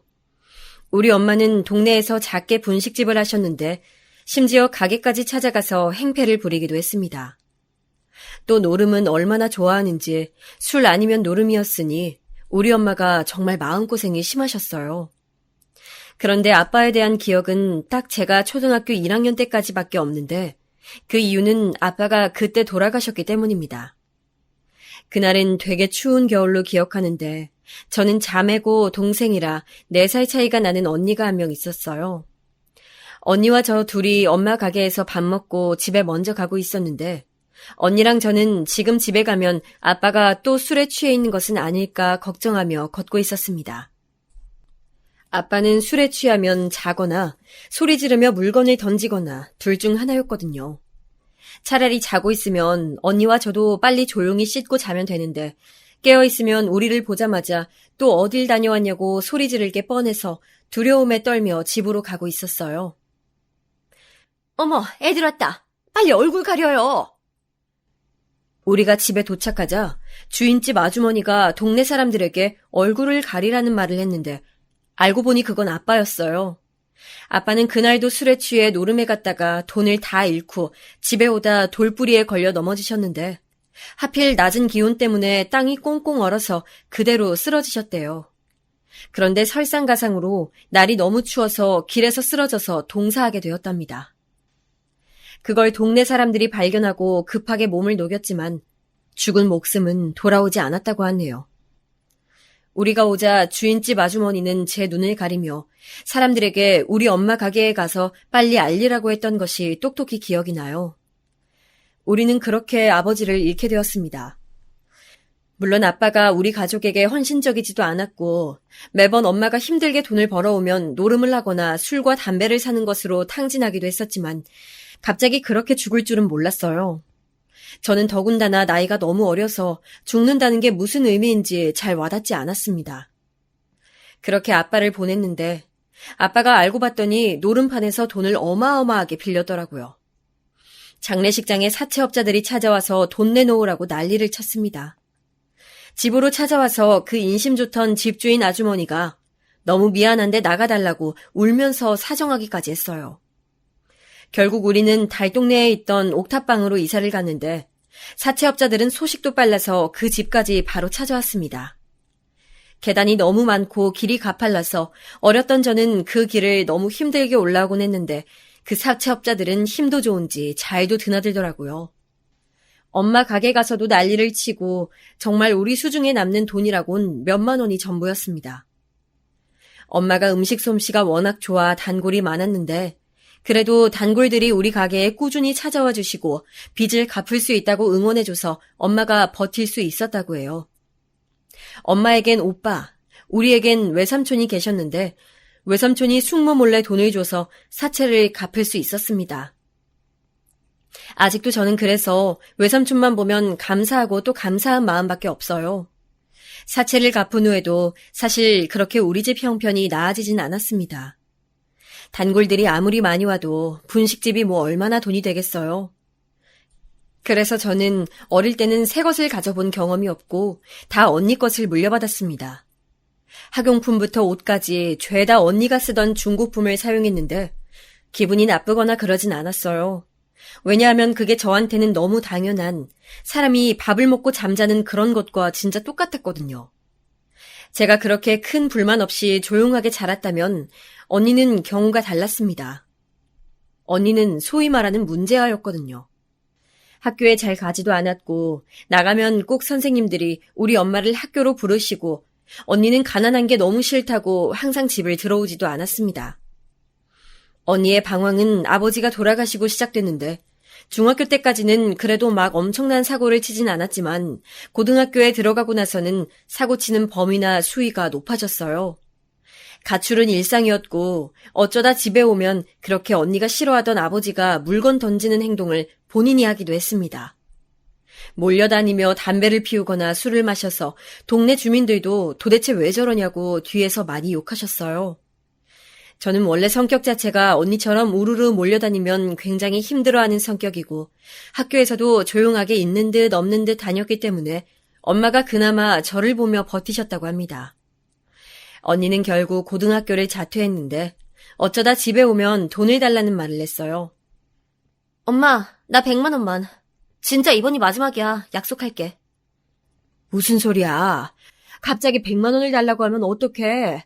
너 또 무슨 사고 쳤어? 이번만 갚아주면 진짜 이제 조용히 정신 차릴게. 제발 도와줘. 아, 돈 갚아주면 검정고시 칠게. 너 저번에도 그 말 했었잖아. 진짜 그만해. 언제 정신 차릴래? 엄마는 집에도 잘 들어오지 않고 어쩌다 온 언니가 돈을 달라고 들어누우면 초반에는 그래도 자식이라고 도와줬어요. 언니가 분명 검정고시를 친다니까 엄마는 결국 빚까지 내며 언니 돈을 몇 차례 갚아줬는데 언니는 검정고시는 무슨 점점 그 액수가 커져서 엄마는 감당하지 못하셨어요. 언니가 아무리 돈을 빌려달라고 해도 엄마는 검정고시를 치고 가출 그만하고 집으로 오면 해결해주겠다고 하셨는데 언니는 들은 척도 하지 않고 오히려 화를 냈습니다. 안 그래도 엄마는 아빠의 무능력과 노름에 질려버린 상태였는데 언니까지 그러니까 나중에는 자식이지만 미워 죽겠다고 저에게 하소연하시곤 했어요. 심지어 언니는 나중에는 갈 곳이 없는 지 본인의 남자친구를 우리 집으로 데려오기까지 했습니다. 진짜 어이가 없었던 것은 언니는 그렇게 패악질하며 엄마 속을 썩이면서 저한테는 또 잘해줬어요. 본인 빚이나 갚을 것이지 우리 학교 앞에서 제가 하교할 때까지 기다리다 저를 데리고 가서 피자를 사준다던가 제가 워낙 소심해서 괴롭히는 애들이 있었는데 걔네를 쫓아가서 위협적으로 말해서 다시는 애들이 저를 건들지 않는다던가 이런 것들이요. 그런 언니가 참 고마우면서도 미웠습니다. 저는 언니한테 검정고시를 치라고 말하고 엄마 속상하지 말게 하라고 했지만 언니는 그럴 때마다 어린 네가 뭘 아냐고 핀잔을 줬죠. 무슨 말만 하면 너는 어려서 뭘 모른다고 하니 저는 할 말이 없었어요. 그러던 언니는 어느 날 본인 남자친구와 집을 나갔는데 사실 엄마와 저는 늘 그렇듯 언니가 한 달 뒤쯤 다시 집으로 돌아오겠지 생각했습니다. 그런데 언니는 그렇게 제가 고등학교를 졸업할 때까지 집으로 한 번도 찾아온 적이 없었어요. 언니가 3달 넘게 집에 들어오지 않으니 제가 한동안은 집 문 앞에 앉아 언니를 기다렸는데 그러다 심하게 감기에 걸려 고생했던 적도 있습니다. 엄마도 언니를 찾는다고 단골 손님들에게 언니의 행방을 묻기도 하고 저와 같이 날 잡고 가게를 쉬고 돌아다니기도 했는데 언니는 정말 흔적도 없이 사라졌어요. 아무리 사고치고 돈 달라고 하는 자식이라도 자식은 자식인지 엄마는 매일 밤 퇴근하고 언니의 흔적을 찾곤 했지만 언니는 그렇게 제가 성인이 될 때까지 2년 넘게 잠적했습니다. 우리 집 형편상 대학에 진학하는 것은 너무 큰 사치였고 게다가 저는 공부를 잘하는 편도 아니었기 때문에 굳이 대학을 가진 않았어요. 대신 졸업식도 하기 전에 저는 옆 동네에 있는 아주 큰 마트에서 일을 시작하게 되었습니다. 일은 돌아가면서 했는데 시식 코너에서 사람들에게 권유하기도 하고 어떤 날은 진열도 하고 마트에 있던 카트 관리도 하고 매번 바뀌었어요. 아무래도 계속 움직이는 일이라 힘들기도 했지만 돈을 만질 수 있으니까 굉장히 뿌듯하고 이걸로 우리 집의 생활비를 벌 수 있으니 너무 다행이라고 생각했습니다. 실제로 제가 마트에서 돈을 벌기 시작한 뒤로 엄마는 빚을 더 갚을 수 있었고 생활도 예전에는 먹지 못했던 고기를 먹을 수 있을 정도로 나아져서 그렇게 잠시나마 행복했었던 것 같아요. 왜 잠시냐면 바로 제가 돈 벌기 시작한 것을 도대체 어떻게 알았던 건지 언니가 집으로 3년 만에 찾아왔기 때문입니다. 퇴근하고 집에 가서 밥 먹을 생각에 기운을 내며 가파른 계단을 올라갔는데 이상하게 그날따라 집안에 불이 켜져 있었어요. 엄마와 저는 평소에 전기세를 아끼려고 무조건 불을 끄는 것이 정말 습관이 되어 있어서 이상하다 생각하며 혹시 저는 오히려 도둑이 들었나 생각하며 조심스럽게 문을 열었더니 집안에는 언니가 있었습니다. 그렇게 언니가 보고 싶었고 기다렸는데 막상 본 언니가 저한테 "숙정아, 나 돈 300만 원만 빌려줘. 언니가 꼭 갚을게." 이런 말을 하니까 저는 급속도로 피가 식었어요. 심지어 언니는 게다가 옆에 아이까지 데리고 있었는데 아니라고 믿고 싶었지만 너무 언니와 얼굴이 똑같은 남자아이라 단번에 내 조카로 인지하게 됐습니다. 아이는 3살쯤으로 보였는데 언니가 집을 나가 돌아오지 않았던 그 시기랑 딱 맞아떨어졌어요. 저는 진심으로 언니가 너무 밉고 원망스러우면서 한편으론 반가운 마음이 들었습니다. 그렇게 미워도 가족은 가족인지 엄마도 집에 와서 언니를 보고 엉엉 울며 그렇게 집을 나갔으면 잘 살던가 왜 이렇게 거지처럼 아이만 데리고 왔냐고 하셨어요. 정말 애증이라는 단어로밖에 설명이 되지 않았습니다. 사정을 들어보니 언니는 그때 우리 집에 데리고 왔던 남자친구의 아이를 임신하고 남자친구네 집으로 들어갔는데 남편이 바람이 나서 도망쳐 왔다고 하더라고요. 아이는 3살이고 너무 어리니까 언니가 계속 데리고 있어야 하는데 돈이 없어서 빌렸다고 그 돈만 갚아달라고 언니는 울면서 말했습니다. 저는 사실 언니가 매번 돈을 갚아달라고 하면 한 번도 제대로 정신 차린 적이 없으니까 언니가 그리웠던 것과 별개로 갚아주면 안 된다고 생각했는데 엄마는 이번이 마지막이라고 돈을 또 갚아주셨어요. 그리고 본인의 첫째 딸이 너무 안쓰럽다고 집에서 같이 살자고 했고 저는 돌아온 언니와 조카와 같이 집에 살게 되었습니다. 그렇게 같이 살게 됐는데 저는 그래도 마트에 가서 일이라도 했지만 언니는 심지어 일도 안 했어요. 물론 아이가 있으니 어쩔 수 없다고 해도 사실 아이는 어린애집에 보내고 잠깐 식당에 가서 일할 수도 있는데 언니는 일해본 적이 없어서 무섭다고 일을 하지 않더라고요. 본인이 의지도 없고 능력도 없으면서 자꾸 조카 핑계를 대는 게 저는 어이가 없었습니다. 그러면서 저한테 자꾸 조카가 먹을 간식이 없다고 돈을 달라고 했고 저는 처음에는 당연히 좋은 마음으로 돈을 줬는데 자꾸 그 액수가 커지고 빈도가 잦으니까 어느 순간 화가 나더라고요. 지금도 월급을 받으면 그걸 다 엄마에게 주고 저는 딱 용돈만 받으며 살고 있어서 안 그래도 돈이 없는데 도대체 저한테 왜 저러는지 이해가 가지 않았습니다. 더 화가 나는 것은 제가 그래서 화를 내면 언니는 또 본인이 괜히 살아서 이렇다고 콱 죽어버리겠다고 저한테 협박하니까 마음껏 화를 내지도 못하고 결국 돈을 주는 자신이 싫었어요. 엄마가 지금이라도 늦지 않았으니 검정고시를 보거나 일을 시작하라 해도 듣지도 않고 매번 조카 핑계를 댔는데 심지어 그렇다고 조카를 잘 본 것도 아니었어요. 사실 같이 살 때 조카의 양육은 오로지 제가 담당했거든요. 그래도 조카라고 그 어린 것이 무슨 잘못이 있을까 생각이 들어 저는 언니보다 조카를 많이 놀아줬습니다. 그렇게 힘들게 살다가 마트에서 저는 저와 동갑인 어떤 남자애를 알게 됐습니다. 이름은 형준이었는데 제가 집에서 너무 힘들어서 마트에서 오히려 남아서 잔업을 하곤 했거든요. 그런데 그때 형준이가 저를 많이 도와주고 저보다 힘든 거 없냐 물어보고 그래서 마음이 갔습니다. 그러다 자연스럽게 우리는 사귀게 됐는데 어느 날 형준이가 저에게 진지하게 결혼하자고 하더라고요. 사실 이게 지금 들으면 그게 갑작스러운 무슨 소리냐 할 텐데 그때 당시에 제가 21살이었는데 제 나이 때 결혼했던 사람도 꽤 있었고 무엇보다 저는 집을 탈출하고 싶은 마음이 매우 굴뚝 같아서 형준이와 그대로 결혼하게 됐습니다. 제가 결혼한다니까 엄마는 무슨 소리냐고 네가 무슨 결혼이냐고 난리가 나셨는데 저는 그때는 언니와 조카한테 들어가는 돈도 너무 많았고 또 제가 월급을 관리하지 못하는 것에 대한 불만도 있었고 무엇보다 그 달동네를 너무나도 탈출하고 싶었어요.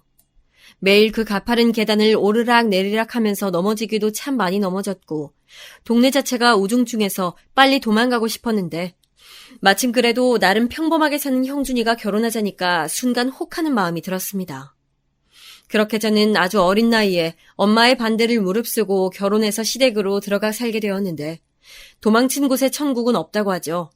더 심한 지옥이 저를 기다리고 있었습니다. 언니가 아무리 일도 안 하고 종일 집에서 과자 먹으며 놀아도 조카가 떼를 쓰며 할머니도 본인 엄마도 아닌 이모인 저한테만 달라붙어도 시집살이보다는 훨씬 나은 환경이라는 것을 저는 나오고 알게 됐어요.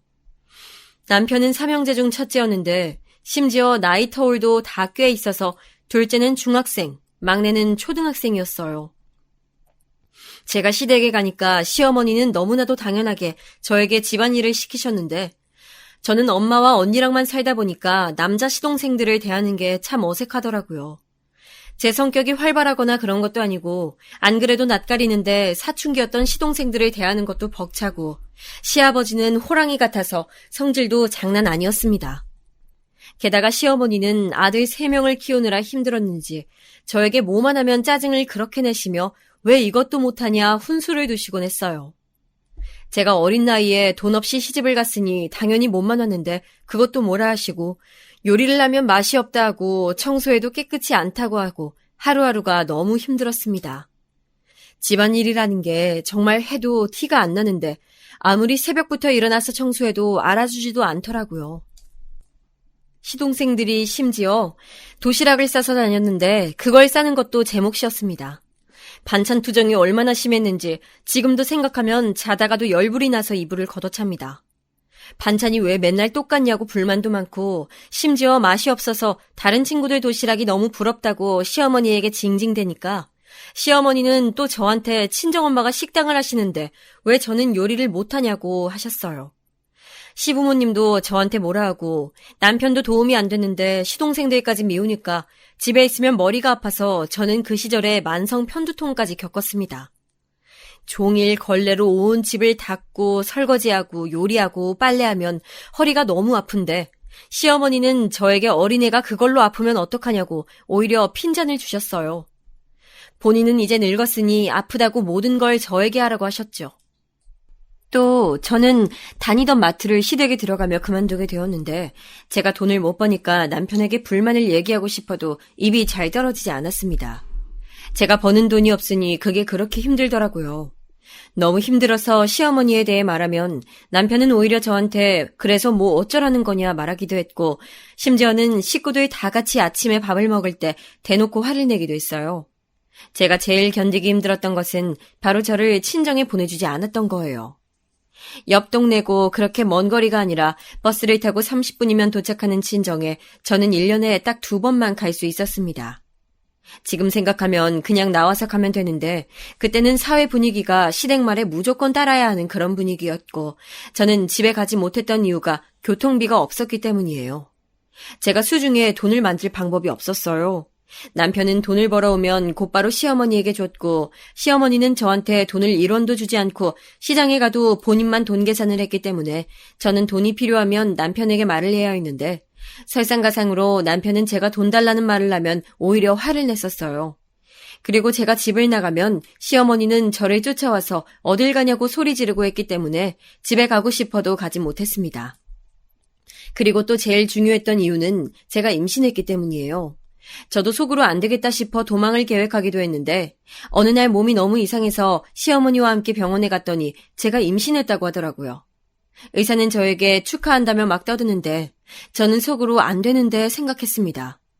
남편도 시부모님도 심지어 시동생들까지 죄다 마음에 들지 않았기 때문에 저는 도망갈 생각만 하고 있었는데 임신이라니. 저는 아이를 가졌다는 기쁨보다는 걱정이 앞섰습니다. 뱃속 아기한텐 미안하지만 그땐 제가 너무 힘들어서 그럴 수밖에 없었어요. 그래도 아이가 나오면 정신 차리는 사람들이 있다기에 저는 그 말을 믿고 남편과 시댁의 태도가 바뀔 거라 기대했습니다. 그렇게 임신 기간을 지냈는데 시어머니도 진심으로 너무했던 게 제가 임신했는데도 아무렇지 않게 집안일을 똑같이 시키더라고요. 나는 애 3명을 낳았는데 1명이 뭐가 힘드니? 누가 보면 100명은 낳은 줄 알겠다. 저는 이상하게 다른 것들은 괜찮았는데 생선 냄새에 유난히 예민하게 반응하는 입덧을 겪었는데 그걸 시어머니도 알고 있었으면서 자꾸 생선을 굽더라고요.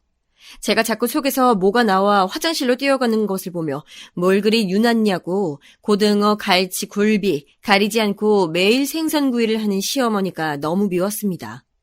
시아버지도 제가 입덧 때문에 밥을 잘 먹지 못하니까 밥맛 떨어진다고 하셨고요. 남편이라도 제 편이면 제가 버틸 수 있었을 텐데 남편은 결혼 전에는 그렇게 결혼해달라고 빌빌 기더니 같이 산 이후로는 돌변했습니다. 제가 그래도 이왕 결혼한 거 버텨야지 생각했는데 정말 도저히 참을 수 없었던 것은 바로 남편의 술주정이었어요. 제가 아버지가 매일 술 마시고 술주정이 심했던 게 너무 큰 트라우마로 남아있어서 저는 성인이 된 이후로도 술을 입에 대지도 않았거든요. 그건 우리 엄마도 마찬가지였는데 저는 술에 취한 남자를 보면 자꾸 아빠 생각이 나서 힘들었습니다. 그런데 남편이 매일 술을 마시고 큰 소리를 내니까 심적으로 버티는 게 힘들었어요.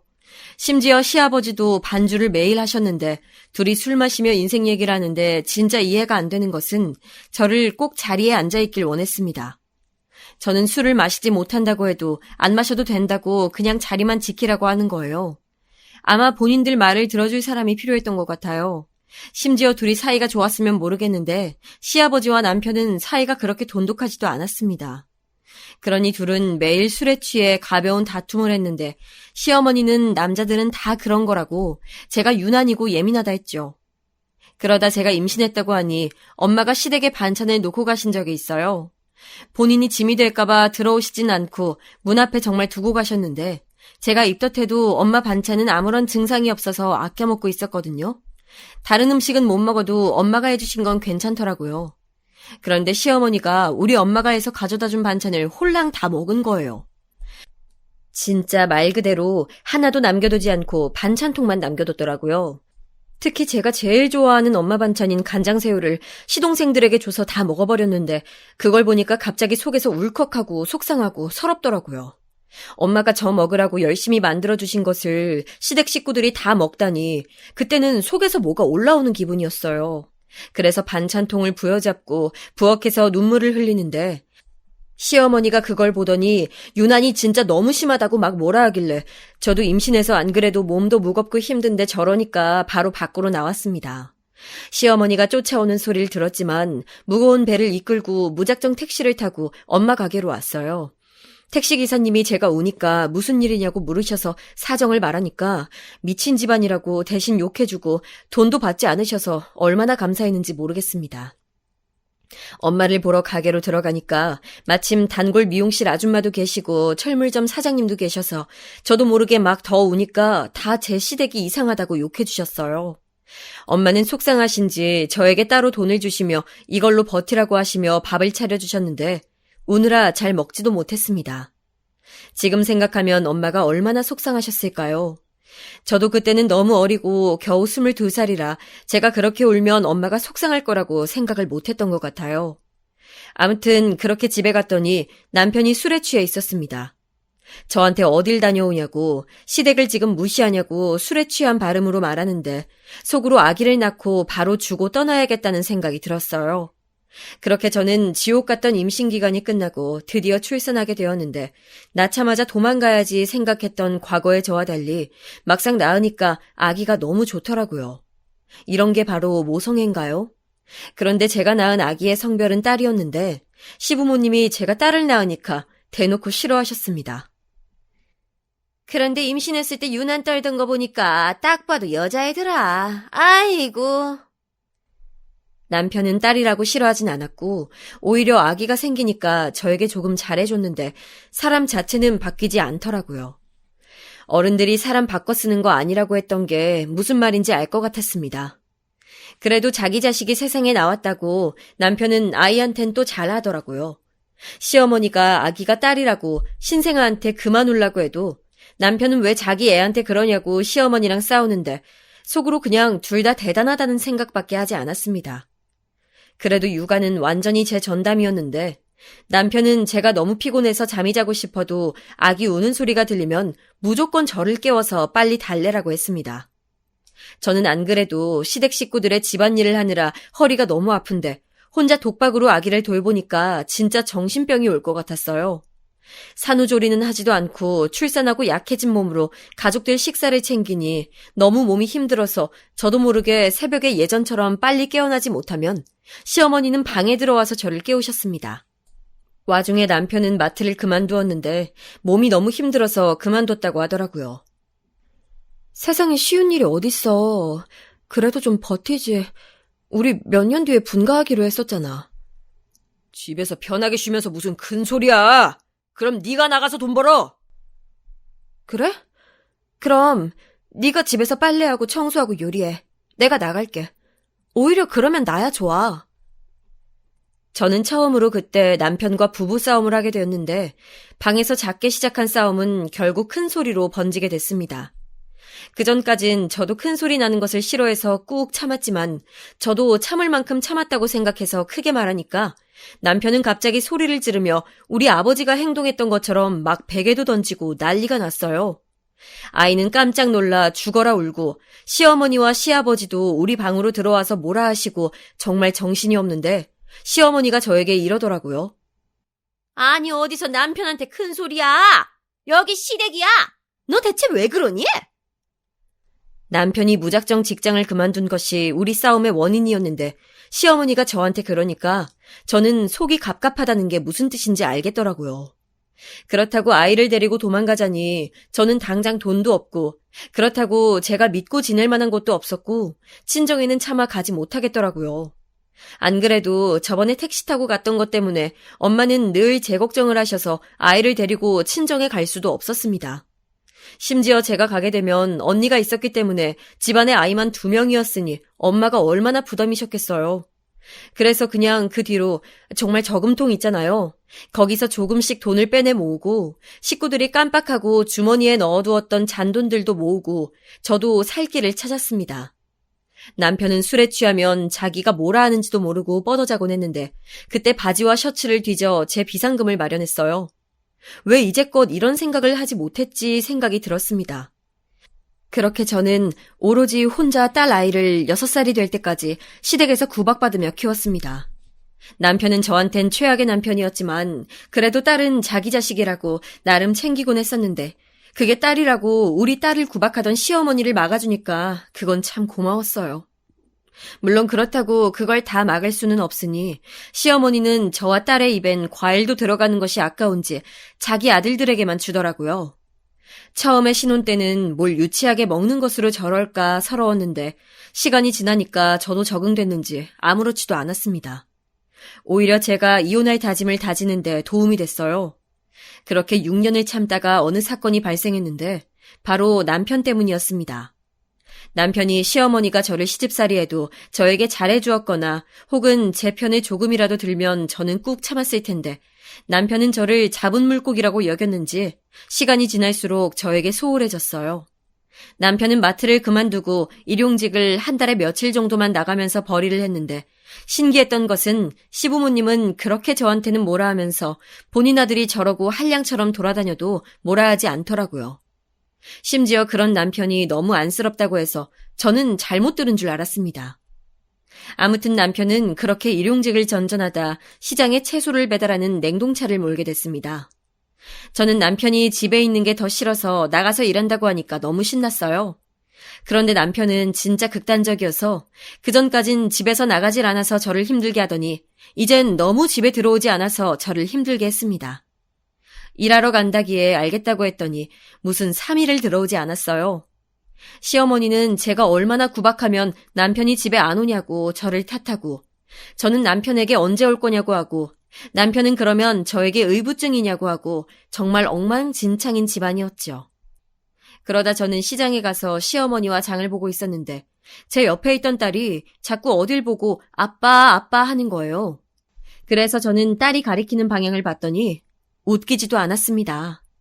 거기엔 남편과 아주 딱 봐도 어려 보이는 여자가 둘이 연인처럼 손잡고 걸어가고 있었어요. 마침 저는 시어머니와 같이 있었기 때문에 남편 앞으로 시어머니를 데리고 갔습니다.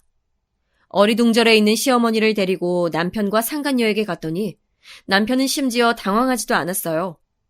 심지어 시어머니는 상간녀를 보고도 저한테 내조를 얼마나 못하면 남편이 밖에 나가서 다른 여자를 만나냐 말했습니다. 그 여자애는 저를 보고 비웃기까지 하더라고요. 저는 솟구치는 모멸감과 분노에 온몸이 부들부들 떨렸어요. 그동안 정말 참고 참았다고 생각했지만 이렇게 바람을 피우고도 당당한 남편과 자기 아들이 최고인 줄 알고 모든 것을 제 탓으로 돌리는 시어머니가 너무 역겨웠습니다. 참고 참아도 정도가 있지 이건 아닌 것 같다는 생각이 들어 남편에게 소리쳤습니다. 야! 이혼해! 나 너랑 이렇게는 더 못 살겠어! 해! 하자고! 네가 그러면 내가 못할 것 같았어? 저는 이혼하자는 말이 몇 년 만에 나온 건데 남편은 기다렸다는 듯이 하자고 하니까 그게 너무 속상해서 저는 길바닥에서 울고 말았어요. 딸아이는 남편에게 왜 엄마를 울리냐고 하고 시어머니는 그런 우리 딸에게 네 엄마가 문제라고 하고 진짜 너무 속상했습니다. 그리고 다음 날 시아버지가 우리를 부르셔서 부부는 서로 참고 사는 거라고 하며 저보고 너무 경솔하게 이혼 얘기를 꺼냈다고 혼내시더라고요. 저는 정말 홧김에 뱉은 것도 아니고 몇 년 동안 참은 거라 이혼을 하겠다고 고집했고 남편은 제가 다음 날이면 이혼 얘기 꺼낸 것을 사과할 줄 알았는지 거들먹거리다가 제가 진짜 이혼한다니까 오히려 화를 내며 본인이 왜 저랑 살아야 하냐고 소리를 질렀습니다. 이 집안은 왜 이렇게 머리 아프게 소리 지르는 것을 좋아하던지 귀청이 떨어져 나갈 것만 같았어요. 그리고 실제로 이혼 서류를 작성하게 됐는데 의외로 시어머니가 저보고 은혜도 모른다고 이혼하면 안 된다고 잡더라고요. 아마 제가 나가면 집안일을 모두 본인이 하게 되니까 그런 것 같습니다. 저는 아이를 낳기 전에는 무조건 아이를 놓고 도망칠 생각을 했었는데 막상 낳고 6년을 키우다 보니 아이를 놓고 오는 것은 절대 안 될 것 같았어요. 그래서 아이를 데리고 친정으로 오게 됐습니다. 엄마와 언니에게 이혼했다고 하니 언니는 저보고 잘했다고 요즘 썩은 남편들이 너무 많다고 응원해줬고 엄마는 잘했다고 하셨으나 속상해 하셨습니다. 아무래도 딸이 둘 다 이혼하고 애까지 데려왔으니 얼마나 힘드셨겠어요. 엄마한텐 너무 죄송스러웠지만 저도 제 인생이 있으니 정말 정신 똑바로 차리고 잘 살아야겠다 다짐했습니다. 그렇게 저는 엄마 가게에 나와서 도와주기도 하고 동네에 있는 큰 서점에서 일도 하고 그렇게 버텼어요.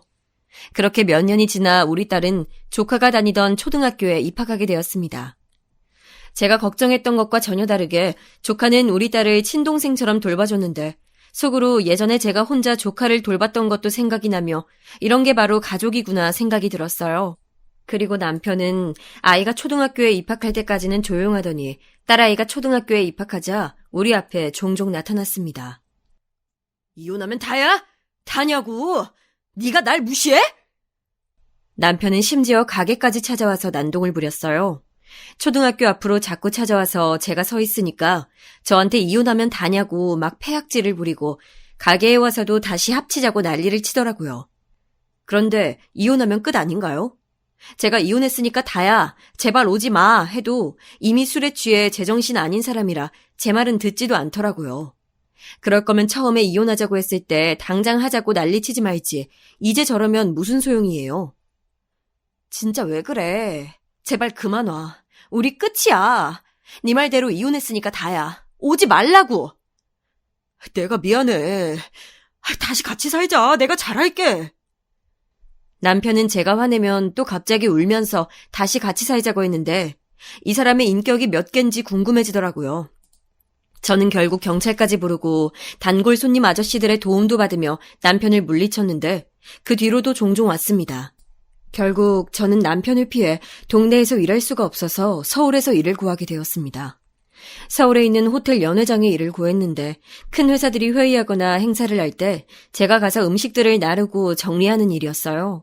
몸은 힘들지만 그래도 확실히 서울이라 그런가 돈도 많이 주고 사람들도 동네 사람들, 아는 사람들이 아니라 심적으로 편했습니다. 그러던 어느 날, 그날은 정말 더운 여름이었어요. 너무 더워서 에어컨을 틀고 사람들이 얼음물을 많이 찾던 날이었는데 제가 무거운 얼음컵을 쟁반에 가득 담아 계속 여기저기 다녔는데 끝나고 집에 가려고 하니 누가 저를 부르더라고요. 안녕하세요. 네, 안녕하세요. 누구세요? 남자는 저에게 대뜸 명함을 하나 건네길래 제가 받아서 보니까 오늘 호텔에서 행사했던 회사의 전무였습니다. 너무 놀라서 내가 무슨 잘못을 한 건가 싶어서 동공을 좌우로 흔들고 있으니까 저에게 남자는 실례가 되지 않는다면 저를 집으로 데려다줘도 되냐고 하더라고요. 서울에서 우리 친정까지는 버스를 3번 갈아타야 하는 아주 먼 거리라 저는 흔쾌히 알겠다고 하고 탔더니 남자는 본인이 직접 운전을 하며 저에게 이런저런 말을 건넸습니다. 이름, 나이 등을 묻더니 저를 내려주며 호텔에 또 언제 출근하냐고 하더라고요. 저는 다음날 바로 출근한다고 대답하니까 남자는 알겠다고 하고 돌아갔습니다. 그렇게 다음날이 되고 저도 출근하려고 집을 나왔는데 누가 우리 집 앞에 차를 대놓은 거예요. 보통 차가 있는 장소가 아니라 의아하지만 그래도 출근을 해야 하니 걸었는데 갑자기 창문이 내려오더니 남자가 저에게 타라고 했습니다. 아니, 여긴 어쩐 일이세요? 숙정씨 데려다 주려고 기다리고 있었어요. 타세요. 저는 어제는 데려다 주었던 게 고마웠지만 이렇게 저를 데리러 오니까 사실 부담스러웠습니다.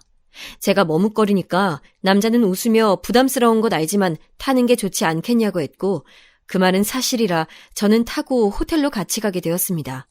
남자의 이름은 태준이었고 태준 씨는 그 뒤로도 저를 데려다주고 데리러 오고 맛있는 것도 사줬어요. 누가 봐도 이건 태준 씨가 저에게 관심 있어 하는 게 느껴졌고 저도 사실 싫지만은 않았습니다. 하지만 태준 씨와 진지하게 연애를 하기에는 저는 이혼녀고 아이도 있으니까 쉽지 않았어요. 태준 씨, 사실 저 이혼했어요. 아이도 있어요. 딸이고 초등학교에 다니고 있어요. 그게 중요한가요? 네? 저는 숙정 씨와 결혼하고 싶은 거지 초혼이라 좋았던 게 아닙니다. 제 예상과 달리 태준 씨는 적극적으로 저에게 구애했고 결국 저희는 결혼까지 이어졌습니다. 사실 결혼 준비하며 이게 맞나 싶었어요. 하지만 어렸을 때부터 가난했던 저는 강남에서 부유하게 사는 태준 씨를 거절하고 싶지 않았습니다. 그래도 현실적으로 저는 딸도 있고 또 태준 씨의 부모님 의견도 중요하니까 진지하게 얘기해봤더니 태준 씨는 사실 자수성가로 회사를 차리고 집안을 일으킨 사람이라 부모님이 태준 씨의 의견에는 크게 반박하지 못하던 상태였어요. 또 우리 딸에게도 백화점에서 비싼 옷과 장난감을 사주니 딸아이는 단번에 태준 씨가 아빠였으면 좋겠다고 하더라고요. 저는 딸을 보면서 제가 어렸을 때부터 아빠에 대한 기억이 안 좋았는데 우리 딸만큼은 저렇게 듬직하고 재정적으로 여유 있고 성실하고 다정한 아빠를 가질 수 있으면 얼마나 좋을까 생각하게 됐어요. 당연히 언니와 엄마는 너무 좋아하셨고 시부모님도 오히려 저에게 고생 많다고 저를 반겨주셨습니다. 사실 시부모님이 아무리 남편이 자수성가했어도 부모로서 이혼하고 애까지 있는 사람을 며느리로 맞이하는 것은 힘들지 않나 생각했는데 저에게 이미 지나간 과거는 잊으라고 진심으로 저를 위로해 주셨어요. 그렇게 저는 남편과 결혼하고 강남에서 살게 됐습니다. 남편은 저에게 엄마가 식당에서 일하는 것을 알고 너무 오래 일하시기도 했고 또 이제 나이도 있으시니까 그만두고 우리가 사는 곳 근처로 이사하는 것이 어떠냐고 제안했어요. 저도 엄마가 이제 그만해도 된다고 생각했고 같이 달동네를 떠나 강남에 자리 잡는 것이 좋다고 생각해서 엄마에게 제안했는데 엄마는 완고하게 거절하셨습니다. 단골도 많고 이미 너무 오래 일해서 일하는 게 본인이 편하고 좋다고 하셨어요.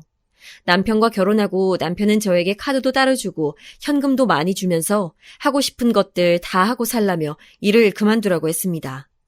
그래서 저는 시간이 많아서 엄마 가게에 가서 일을 돕곤 했어요. 언니는 그때 미용을 배워 미용실에서 일했는데 제 남편의 도움을 받아 서울에 미용실을 내고 살게 됐습니다. 그렇게 저는 시간이 나면 엄마 가게도 가고 언니 미용실도 가고 딸아이를 데리고 남편 회사도 가고 그렇게 행복하게 잘 지내고 있었어요. 전 남편은 한동안 찾아오지 않길래 드디어 이제 정신 차리고 살고 있나 보다 생각했습니다. 그런데 어느 날 제가 엄마 가게에 가서 일을 돕고 있었는데 전 남편이 들어오더라고요. 요즘 뜸하더니 나타난 전 남편이 저는 전혀 반갑지 않았습니다. 저는 그냥 무시하고 손님들 주문을 받고 있었는데 전 남편은 저에게 와서 시비를 걸더라고요. 야, 나 성공했어. 부럽지? 저는 전 남편이 저에게 시비를 걸어도 무시하고 주방에 계신 엄마와 소통하며 일을 계속 돕고 있었는데 전 남편이 갑자기 지갑에서 5만 원을 꺼내더니 저에게 던졌어요. 사람을 왜 무시해? 그러니까 네가 이러고 살지. 네 인생도 참 불쌍하다. 저는 내가 저런 사람과 결혼해서 아이까지 낳았었다는 게 내 인생의 오점이라고 생각했습니다. 저는 그때까지 무시하고 있었는데 다른 사람도 아니고 전 남편이 저한테 제 인생이 불쌍하다고 하니까 순간 욱하는 마음이 올라와서 따지려고 했어요. 그런데 바로 그 순간 지금 현 남편이 우리 가게에 들어왔습니다. 제가 아침에 엄마 가게에 간다고 했었던 것을 기억하고 저를 데리러 왔나 보더라고요. 특이했던 것은 저보다 전 남편이 반응이 훨씬 빨랐다는 거예요. 남편을 보자 전 남편은 저한테 시비 걸던 것도 금세 잊었는지 갑자기 사색이 되더니 현 남편에게 가서 조아렸습니다. 제가 놀랐던 이유는 다음에 나온 말 때문이었어요. 김 기사, 우리 장모님 식당엔 자네가 웬일이야? 예? 아니 사장님! 순간 현 남편의 말을 듣고 저는 정말 기절이라도 하는 줄 알았는데 저보다 전 남편이 더 얼굴에 핏기가 하나도 없었어요. 전 남편은 귀신이라도 본 것처럼 막 안절부절 못하며 저를 쳐다보지도 못했습니다. 장모님, 저 왔습니다. 여보, 집에 가자. 아무것도 모르고 저에게 다가온 현 남편에게 전 말했습니다. 여보, 제가 내 전 남편이야. 뭐? 저는 현 남편에게 전 남편과 시댁 식구들에게 당했던 것을 자주 말했었기 때문에 현 남편은 저에게 종종 도대체 그 못된 자식 어디 사냐고 물어봤었거든요. 물론 저는 과거는 잊으려고 최대한 말하지 않았는데 그때는 경우가 달랐습니다. 저한테 인생이 불쌍하다고 했던 전 남편에게 최고의 복수를 하기 위해 저는 현재 남편에게 다 말했고 전 남편은 급기야 저에게 무릎을 꿇고 빌기 시작했어요. 가게에 있던 단골 철물점 사장님은 보기 좋다고 웃으면서 지켜봤습니다. 단골들은 제가 얼마나 혹독하게 시집살이를 당했는지 잘 아니까 지금 남편에게 저도 말하지 않았던 얘기까지 줄줄이 해줬어요. 전 남편은 자기가 어려서 그랬다, 멍청해서 그랬다, 뭔 말도 안 되는 이유를 대며 빌었지만 현 남편은 들어주지 않았습니다. 그렇게 전 남편은 기사 자리에서 잘렸고 저는 통쾌해서 며칠간 잠도 제대로 자지 못했어요. 제가 이걸 언니한테 얘기하니까 언니는 깔깔 웃으며 너무 통쾌하다고 하더라고요. 그 뒤로는 보란듯이 남편과 더 잘 살고 있답니다.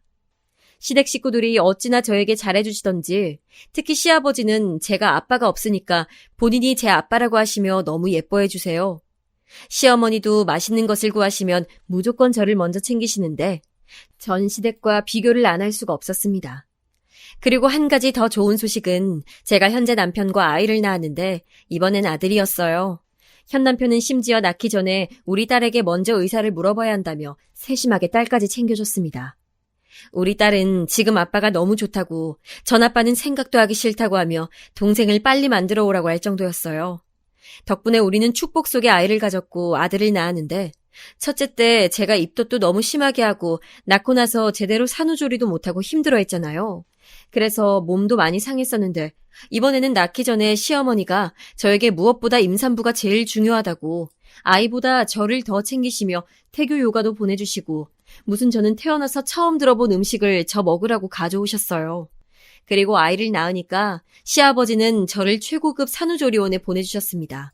그리고 우리 친정엄마에게도 저를 낳아주셔서 감사하다고 선물을 그렇게 해주셔서 저는 지옥 갔던 시기가 끝나니까 이런 천국이 찾아오네 생각이 들며 너무 행복하게 잘 지내고 있답니다. 첫째도 둘째를 얼마나 예뻐하는지 저보다 더 아이를 챙기는 모습을 보며 뿌듯하고 남편도 저에게 지극정성으로 잘하니까 예전 시댁에서 고통받던 것만 생각하면 그때가 마치 전생처럼 느껴집니다. 엄마는 제가 아이를 낳고 식당을 그만두셨는데 남편의 제안으로 우리 옆으로 이사와서 저와 가깝게 지내고 있어요. 우리 시어머니가 진짜 좋으신 분인데 그래서 두 분이 되게 잘 지내고 계십니다. 저번 달에는 둘이 제주도로 여행까지 다녀오실 정도로 제가 질투할 만큼 잘 지내고 가족끼리 다 모여서 지내는 시간이 얼마나 소중하게 느껴지는지 모르겠어요. 전 남편은 사실 그 뒤로 어떻게 지내는지도 모르겠고 궁금하지도 않습니다. 죽었는지 살았는지 엄마까지 가게를 접으셨으니 우리 가족 앞에 나타날 일이 없어요. 제가 가장 젊고 예뻤을 때 그런 고통을 당하고 살았지만 저는 지금 너무 행복하게 살고 있답니다. 여기까지가 제 사연이에요. 들어주셔서 정말 감사합니다. 혹시 지금 힘드신 분들도 계실 텐데 제 사연 들으시며 나중에 분명 괜찮아질 날이 오니까 그걸 기다리시며 견디셨으면 좋겠어요. 감사합니다.